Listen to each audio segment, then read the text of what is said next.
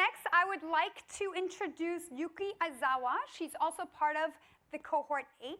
She is the APAC Director and Country Director from Malaysia for the Women in Tech movement. Yuki, can I invite you to the stage?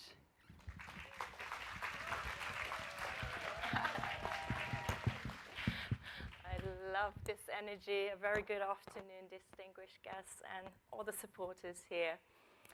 I have to start low. I'm going to bring you down dramatically, quite honestly. 8 years ago, I lost my mother. It was devastating, sudden, shocking. She left us at the age of 63. As you can see, we were very close, inseparable. She was my role model. She taught me resilience through her entrepreneurship. That's where I've got my DNA, having my own company in tech. She was my fashion icon. She was everything to me, really. The world shattered. I didn't know how to move on. But the saying goes, what doesn't kill you make you stronger. Looking at my dad, devastated dad, holding her picture every day, looking up the ceiling. As an elder daughter, I have 2 younger sisters. All of us are here. I'm Japanese, just to start our story as well. Very mixed parentage. My dad is 100% Japanese. My mom is half French, quarter Chinese, quarter Japanese, who lived in Malaysia for more than 20 years now. All my family members are here, married, having my second sister just gave birth to twins at the age of 48 as well, by the way. So Malaysia for us is really home. And I'm really thanking the 30% Club, Cohort 8 as well, that this is diversity, right? I'm Japanese, but I feel like a Malaysian. And Marcella, all of us, we are saying that we are a united nation here as well. And going back to my story, so I had to be strong for my dad. I had to come out of that to say that I have to continue my mom's legacy, her empathic leadership that was really taught as an example. Few of the highlighted skills that I really would like to mention is, one, the resilience I talked about, her entrepreneurship that built every day a resilience that life throws you a curveball, and she mitigated that so elegantly. I've never seen her, or maybe momentarily, but drowning herself in the room and so forth.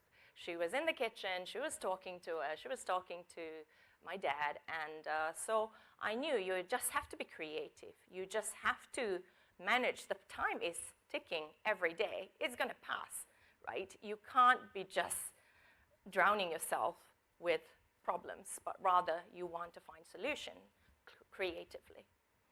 Second, skills, or I would say she was master at, was the communication skills. I think that's really important when we talk about emotional intelligence. As we all know, that women, I have to say, has the higher EQ, emotional intelligence, statistically. And that's so important in our way of leadership as well. Yesterday, I had a conversation over almost an hour with my mentor, Kenneth, a beautiful individual, kind. He shared with me all his board experiences. We have a commonality. He studied in Japan. He speaks Japanese. So he told me a lot about the Japanese companies behind the scene. And you can imagine, and I was infuriated. But going forward, he said there was one new board member that came in, a lady for male-dominant board, who brought in a very high EQ, he said. And it changed the whole dynamics of the board meeting. And so I think I have to embrace that we can get ourselves into the new leadership that requires that emotional intelligence. And we are that already, and we just have to resort to how we can do it even better way of communication. It's not just physical writing, how you negotiate to one another. So this is a little bit about my private side that is also a learning, because it can be yoga for me. I'm a yoga instructor. Every morning I start with meditation. I know my everyday is crazy all over, so I start with a grounding, centering in the morning, at least for 10 minutes. If I don't have time, I try to make time for at least 5 minutes. And it could be anything, just for your well-being, emotional being, physical being. It can be art, it can be music, it can be anything, but it is so important. I'm talking to myself as well. This year, 3 times I fell ill, very ill. And it's so hard to get up when you're bedridden and you have so many things in your head and you can't get rested. And so physical being, emotional well-being, everything, mental well-being is so important for all of us. So please take care of yourself. Lastly, where I am now, a little bit about my journey. Of course, I mentioned that I am Japanese, and we all know that Japan is at women gender or gender equality index in the world, 148 out of 148, about 120 something. Just a couple of months ago, the government announced about Women Empowerment Initiative. So it's like finally. And the work that I do at Women in Tech, we just launched Japan chapter as well. Now, what I do at Women in Tech is our mission is 5 million girls and women in STEAM to be empowered by 2030. We do this globally. We are headquartered in France, and Malaysia just launched 1.5 years ago. I think with that short 1.5 years, I was running my volunteer team. We were really going out there to show our faces who we are. So a lot of advocacy work. Hopefully now not many are asking who is WIT. We work around education, digital inclusion, upskilling, reskilling, all in the STEAM sectors. So as well as, of course, advocacy. As I said, we have to have ecosystem enablers, companies, policy makers, regulator, all of that, ministries. We all have to look for what we can do in gender parity. So that's a little bit of the work. Not a little bit, it's taking my full time, quite honestly. And I have to announce these 2 things as a Malaysia chapter, that although we are just 1.5 years old chapter, this year we won the advocacy award at the Global Summit. As you can see, this is happening every year in Paris, where we are headquartered. And out of 46 chapters, we won the advocacy award, and I hope I made you proud. Secondly is that we are the regional Asia-Pacific office. So that's also putting Malaysia into the global map, and we are organizing the Asia-Pacific Forum and Awards end of October. So this is a little bit of work, what I'm doing intentionally in creating awareness and how to close the gender gap at Women in Tech. I intentionally designed this for the last couple of years. My partner knows.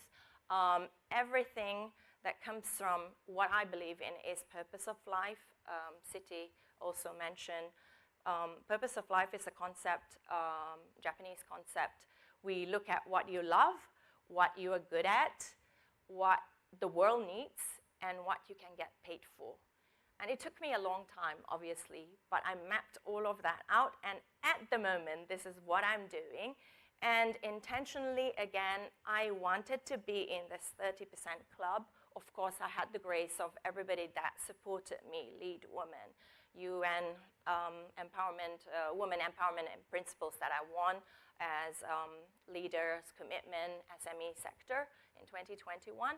That led me to become this as well. So for me, really, all of you out there, I can do this, all of you can do this. You just have to re-engineer what you want to be.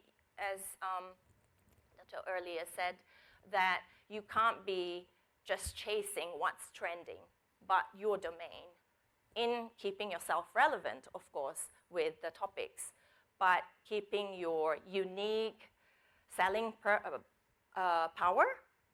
You are very, very different, and you can find that mapping out your purpose.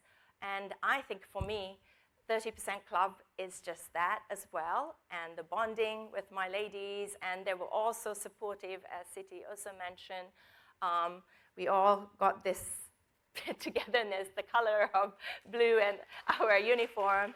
I think this was also a very high EQ, right? Considering, thinking about all these things made out of us, these things as well.